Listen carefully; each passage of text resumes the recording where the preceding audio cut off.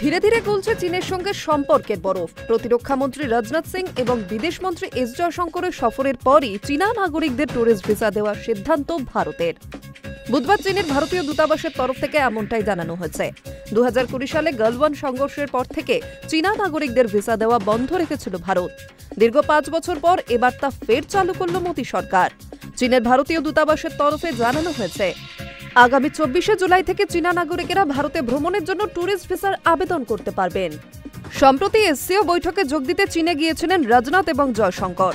সেখানে চীনা প্রতিরক্ষা মন্ত্রী অ্যাডমিরাল ডং জনের সঙ্গে বৈঠকে বসেন ভারতের প্রতিরক্ষা মন্ত্রী। অন্যদিকে চীনের ভাইস প্রেসিডেন্ট হান ঝোং এবং চীনা প্রেসিডেন্ট শি জিনপিং এর সঙ্গে সাক্ষাৎ করেন জয়শঙ্কর।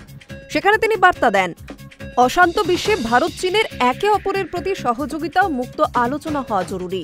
2020 সালে কোভিড অতিমারি এবং পরবর্তী গালওয়ান সংঘর্ষের কারণে ভারত চীন সম্পর্কের অবনতি ঘটে, যার প্রভাব পড়েছিল কৈলাস মানস সরোবর যাত্রা, দুই দেশের মধ্যে সরাসরি বিমান চলাচল এবং ভিসার উপর। এরপর একাধিকবার সামরিক স্তরে বৈঠক হয় দুই দেশের।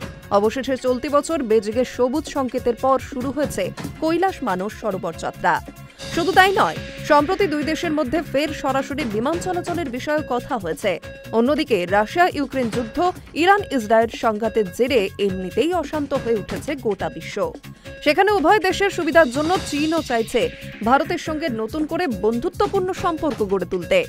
এর পাশাপাশি সম্প্রতি মার্কিন প্রেসিডেন্ট ডোনাল্ড ট্রাম্পের শুল্ক নীতির পর ভারতের সঙ্গে দ্বিপাক্ষিক সম্পর্ক আরও মজবুতে আগ্রহী হয়েছে শি জিনপিং এর দেশ। এই পরিস্থিতিতে তাৎপর্যপূর্ণভাবে এবার চীনা নাগরিকদের ভিসা দেওয়ার সিদ্ধান্ত নিল ভারত। High news network.